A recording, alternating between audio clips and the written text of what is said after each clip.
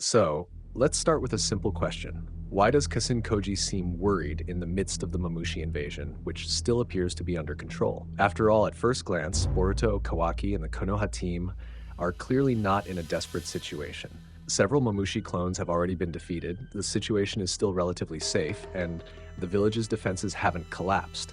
And even as you all saw a few hours ago, we already looked at and discussed several probabilities from the Chapter 30 leaks, where our himawari would unleash a Biju bomb right in the middle of Konoha village. We covered analyses such as Himawari's control over Kurama's chakra, and even the possibility of Jura stepping in as an intervention. All of that was discussed in this video. But this time, it's still in the same context. It's just that I found something much more interesting for us to discuss in the next 8 minutes. Yeah, that's how it is. So yeah, lately, we've been focusing on one thing, how to stop Mamushi. But the more important question is actually how to eliminate him completely, right? And regardless of how Koji's scenario handles Mamushi's abilities, Mamushi isn't the type of enemy that can be defeated one by one.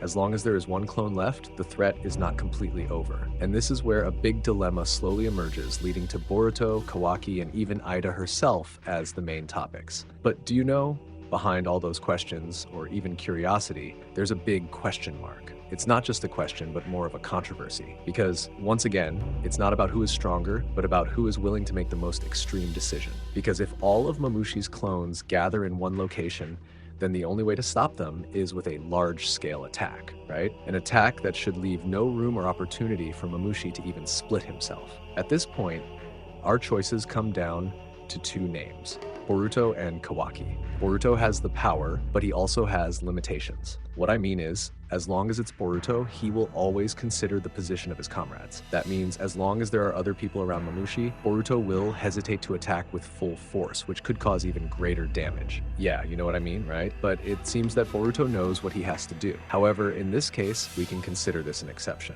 After all, Kashin Koji, or even Boruto himself, surely has a much more ideal plan than just a brutal attack with such massive destructive power. But of course, we still have Kawaki. His mindset has been clear from the start. As long as the threat has the potential to harm Naruto or even cause much bigger problems in the future, then whatever he can do, or if someone has to be sacrificed, he will do it, including decisions that are morally difficult to accept. And this is what makes the theory about Aida's future start to feel relevant, even though it sounds quite extreme. The problem is, this situation is exacerbated by another factor, Shikamaru. If Shikamaru's role as the strategist is disrupted, Konoha's movements will lose coordination. At the same time, Kasen Koji has also realized that the future he saw is no longer going according to plan. This means there's a possibility they're moving without 100% certainty. Yeah, you get what I mean, right? If Mamushi manages to find Aida's location and all of his clones gather there, then there will be no time left to think. At that moment, a quick decision must be made. And the question now is no longer what should be done, but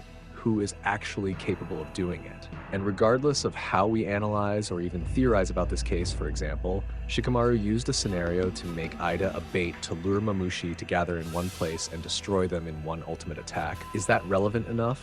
I mean, we know that Mamushi's goal is to find Aida's location. Even when some Mamushi realize that Boruto and Kawaki are intruders, they don't really care, because once again, their priority is to find Eida. And at this point, there are two things I want to say, or perhaps more accurately, where this wild assumption comes from. But whether it makes sense or not, I think it's still quite relevant. First, instead of saving Eida, Kawaki killed her before Mamushi could devour her. And as I said before, even though this sounds quite unreasonable, let me explain it until the end. Because, believe it or not, from Kawaki's point of view, Eida wasn't just a victim who needed to be saved.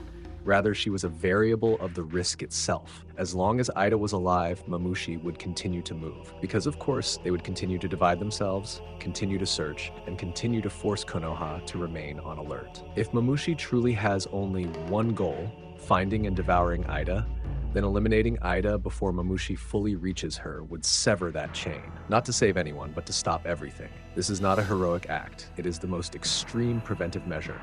And yeah, morally, it is clearly difficult to accept, but Kawaki has never followed the same moral path as Boruto or even Naruto himself. Because we must also remember one important thing. Kawaki is not the type of character who waits for permission. If he sees even the slightest possibility that Naruto could be threatened in the future, he will act now without compromise. Even if it means going against Boruto, Shikamaru, or the entire Konoha, he won't care at all. And this is what makes Kashin Koji's concerns seem reasonable. Not because Mamushi is too strong, but because the direction of the decisions made by the people in this conflict is beginning to deviate from the ideal scenario. The future that Koji sees may not be destruction by Mamushi, but destruction born from extreme choices made at the last second. So perhaps the greatest threat isn't Mamushi himself, but whose decision is made first when time runs out. Will Boruto still have time to find another alternative? Or will Kawaki move faster and change everything with one irreversible decision? Why do I connect this to Naruto? Because essentially, in every worst-case scenario, or even if Eida is devoured, it would mean that the Divine Tree humans gain a massive opening, making Naruto easy to locate.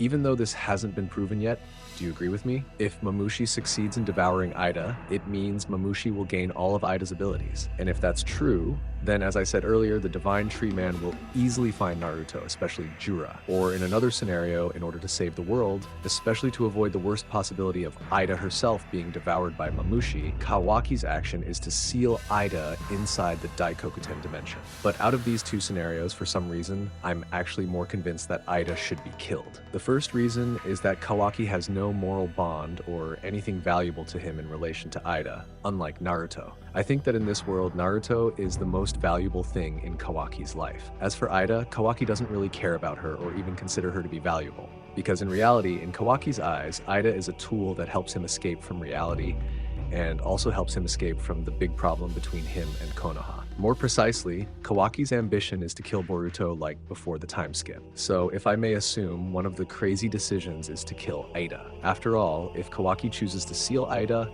it's only a delay and could even cause much bigger problems in the future. And as a final conclusion, if sealing Eida is something that only delays bigger problems in the future, I think the choice to kill Eida is the most reasonable decision. Because once again, if Eida ends up being devoured by Mamushi and all her abilities are taken over by Mamushi, then that also means opening up the huge potential for the Divine Tree humans to be able to see or even track Naruto's location. Because after all, the end result of Jura's battle against Kawaki in the Land of Wind is that Jura still has the ambition to devour Naruto, even though he knows that Kurama is already in Hima's body. And yep, that's it.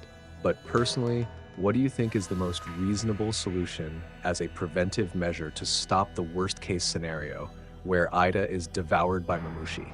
Yeah, whatever your opinion is, let's discuss it in the comments. Thank you for watching, like and subscribe. I'm Nim without the E. See you in the next video. Bye bye, Databayo.